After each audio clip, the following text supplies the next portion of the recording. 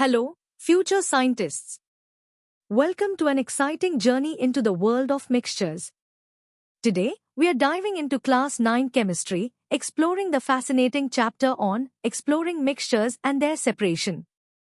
Our specific focus will be on suspensions, those intriguing mixtures with larger particles, their heterogeneous nature, instability, and how they interact with light. We'll start with the basics, then move through medium, hard, and even hardest levels to build a complete understanding. Get ready to unravel the secrets of suspensions. Ready to discover what makes some liquids cloudy and why things settle at the bottom? Let's begin our easy exploration of suspensions. So, what exactly is a suspension? Imagine stirring mud into water. The mud particles don't dissolve, right? They just spread out. That's a suspension, a heterogeneous mixture where solid particles are spread throughout a liquid or gas, but they don't actually dissolve. You can usually see these particles with your bare eyes. For instance, think of muddy water. The soil particles are clearly visible, suspended within the water. This visibility and non-dissolving nature are key to understanding suspensions. It's like a temporary mix, not a true blend. Suspensions have some unique traits. First, their particles are quite large, typically bigger than 100 nanometers. This large size is why they're heterogeneous. You can see different parts of the mixture. Unlike solutions, suspensions are unstable. If you leave them alone, the particles will eventually settle down due to gravity. This also makes them opaque or translucent, meaning you can't see through them clearly. And here's a cool trick: suspensions show the Tyndall effect. If you shine a light through muddy water, you'll see the beam because the large particles scatter the light. But remember, once those particles settle, the light scattering stops. Now, let's test your understanding with a few quick questions. First, can you define a suspension and provide a common example? Next, what is the approximate size of particles found in a suspension? And finally, does a suspension exhibit the Tyndall effect? If so, why does it happen? Take a moment to think about these. The answers lie in what we just discussed about their particle size and nature. Let's deepen our understanding of suspensions. We'll explore why they behave the way they do and how we can separate their components.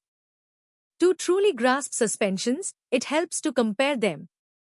Unlike true solutions, where particles are tiny molecules or colloids with intermediate-sized particles, suspensions stand out due to their significantly larger particle size, over 100 nanometers. This size is the fundamental reason for many of their properties. Because the particles are so big, they don't truly mix or dissolve. You can clearly distinguish the solid particles, or the dispersed phase, from the liquid or gas therein, which is the dispersion medium.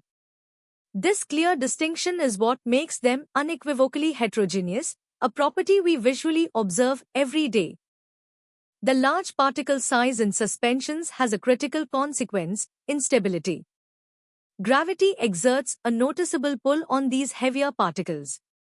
Unlike the tiny particles in solutions or colloids, which might stay suspended indefinitely, the particles in a suspension are simply too heavy to remain floating. Over time, gravity wins, and they gradually settle down at the bottom of the container. This settling process is why a bottle of muddy water eventually clears, leaving a layer of mud at the base. While shaking can temporarily redistribute them, the settling will always resume, showcasing their inherent instability. The Tyndall effect, which you might have seen as dust motes dancing in a sunbeam, is particularly pronounced in suspensions. Because the particles are larger than the wavelength of visible light, they act like tiny mirrors, scattering light in all directions. This scattering is what makes the path of a light beam visible when it passes through a suspension. This property is a powerful tool to distinguish suspensions from true solutions, which allow light to pass through without scattering. Furthermore, the large particle size means suspensions can be easily separated.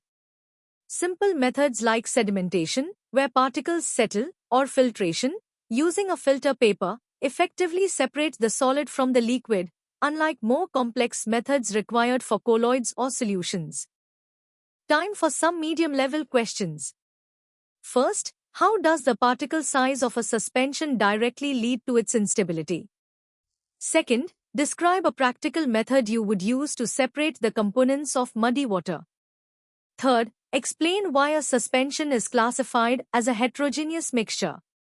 Fourth, differentiate between a true solution and a suspension based on their interaction with light. And finally, why do some liquid medicines, which are suspensions, explicitly instruct you to shake well before use? Now, let's elevate our understanding. We'll delve into detailed comparisons, stability factors, and real-world applications of suspensions. To truly appreciate suspensions, it's vital to compare them systematically with true solutions and colloids. Imagine 3 glasses, one with salt water, one with milk, and one with muddy water. Salt water is a true solution, homogeneous, tiny particles, stable, transparent, and no Tyndall effect. Milk is a colloid, appears homogeneous, but has larger particles, 1 to 100 nanometers, is stable, translucent, and shows the Tyndall effect. Muddy water is our suspension, clearly heterogeneous, very large particles, over 100 nanometers, unstable as particles settle, opaque, and shows the Tyndall effect. The particle size is the fundamental differentiator, dictating every other property, from how they mix to how they scatter light and how easily they can be separated. This comparative analysis helps solidify our understanding of each type of mixture. The stability of a suspension isn't just about particle size, several factors play a crucial role. Naturally, larger particles settle faster due to increased gravitational pull. The greater the density difference between the solid particles and the liquid medium, the quicker they'll settle. Think of sand and water versus wood chips in water. The viscosity, or thickness, of the liquid medium also matters significantly. A thicker liquid will resist particle movement more, slowing down settling. Temperature can influence viscosity, with higher temperatures often making liquids less viscous and thus speeding up settling. Finally, in many industrial and pharmaceutical suspensions, special stabilizing agents are added to prevent particles from clumping together or settling too quickly, ensuring the product remains effective and uniform over time. While Brownian motion, the random jiggling of particles, is vital for keeping colloidal particles suspended, it's largely irrelevant for suspensions. The particles in a suspension are simply too massive for the random collisions with solvent molecules to counteract the dominant force of gravity. This means sedimentation, the process of particles settling under their own weight, is the primary force at play, leading to the inherent instability of suspensions. The 100 nanometer particle size threshold is also significant for light scattering. Particles much smaller than light wavelengths, like those in true solutions, don't scatter light. But particles comparable to or larger than light wavelengths, as in colloids and suspensions, scatter light effectively, giving rise to the visible Tyndall effect. This property is not just a scientific curiosity but has practical applications, for example, in the pharmaceutical industry where drug particles are suspended to ensure a high concentration of active ingredients, often requiring shaking before use. Let's tackle some harder questions. First, create a comprehensive table comparing true solutions, colloids, and suspensions across 4 key properties. Second, explain why Brownian motion, which keeps colloids stable, fails to prevent the settling of suspension particles. Third, you observe a suspension settling faster at a higher temperature. What's a plausible chemical reason for this? Fourth, describe the critical role of stabilizers in prolonging the shelf life and efficacy of pharmaceutical suspensions. Fifth, how does the phenomenon of light scattering fundamentally differ between a true solution and a suspension? Sixth, why is simple filtration effective for separating suspensions but not for solutions or colloids? And finally, Can you identify a real-world application where the unstable nature of suspensions is actually put to good use for separation purposes? Are you ready to truly master suspensions? We are about to venture into competitive level depths, exploring complex theories, engineering insights, and advanced applications. Beyond the basic classification, understanding dispersions requires a deeper look into their thermodynamic nature. Suspensions, or coarse dispersions, are inherently thermodynamically unstable. This means they possess excess surface free energy due to the large interfacial area between the dispersed particles and the medium. Over time, the system naturally seeks to reduce this energy, primarily by particles settling and aggregating, which minimizes the total surface area.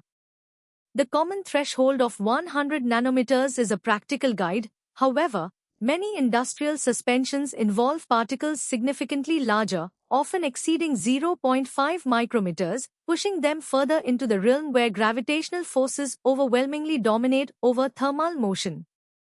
This fundamental instability drives the need for sophisticated formulation strategies to maintain product integrity and shelf life. To predict and control the settling behavior of suspensions, we turn to principles like Stokes' law. This law provides a mathematical model for the terminal velocity of spherical particles settling in a fluid, highlighting that the settling rate is directly proportional to the square of the particle radius and the density difference between the particle and the fluid, but inversely proportional to the fluid's viscosity. This means small changes in particle size can have a huge impact on settling. However, Stokes' law has its limitations. It assumes dilute, non-interacting spherical particles. In real-world concentrated suspensions, particles interact, aggregate, and form complex structures. This leads to phenomena like flocculation, where particles form loose aggregates, or coagulation, where they form dense, often irreversible clumps. These processes are critical in fields like water treatment, where induced flocculation helps remove suspended impurities, and in the paint industry, where controlled aggregation affects paint consistency and drying properties. The flow behavior, or rheology, of suspensions is far from simple. Many suspensions exhibit non-Newtonian behavior, meaning their viscosity changes with the applied shear stress. Shear thinning, or pseudoplastic, suspensions, like many paints or ketchup, become less viscous and flow more easily when stirred or poured, but thicken when at rest. This is highly desirable for easy application and stable storage.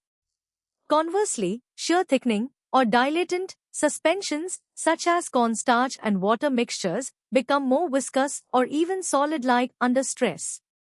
These fascinating behaviors arise from the complex interactions and rearrangements of particles within the fluid under different flow conditions. Understanding and controlling these rheological properties is paramount in designing products ranging from pharmaceuticals, where uniform dosing is critical, to advanced materials like self-healing polymers, ensuring they perform as intended during manufacturing, storage, and application.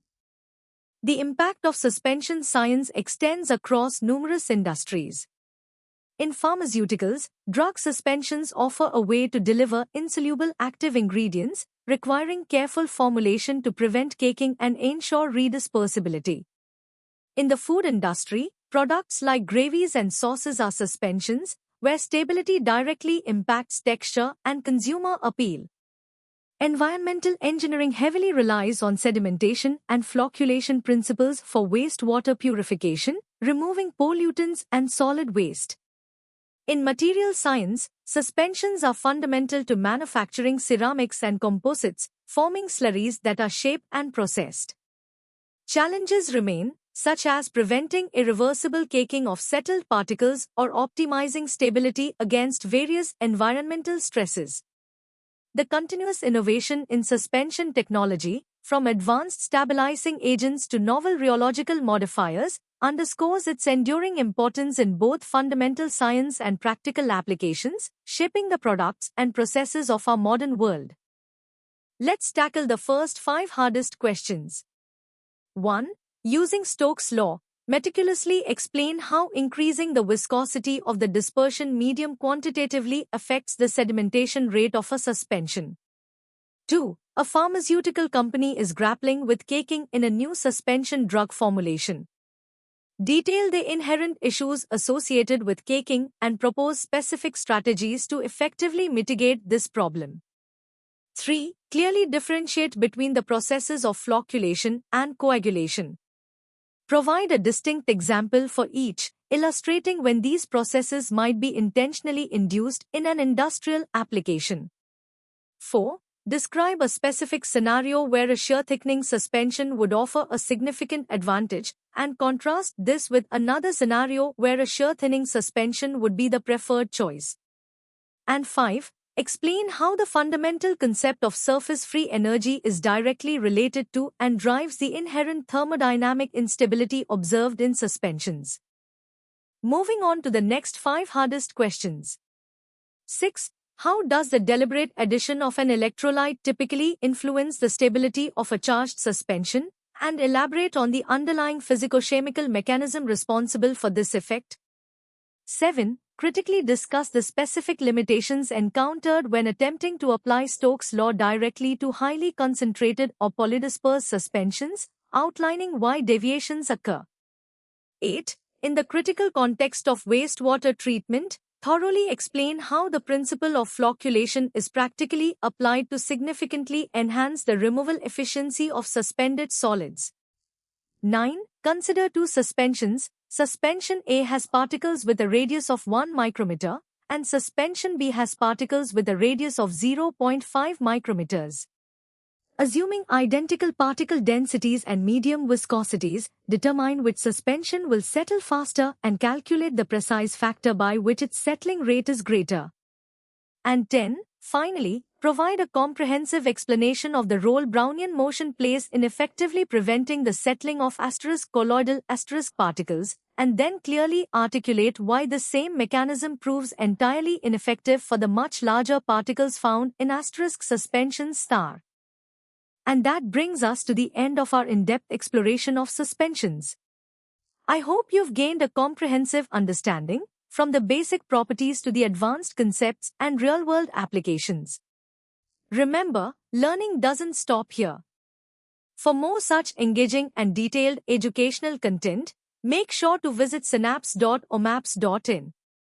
Don't forget to subscribe to our channel for regular updates and more fascinating lessons. Keep exploring, keep questioning, and keep learning. See you next time.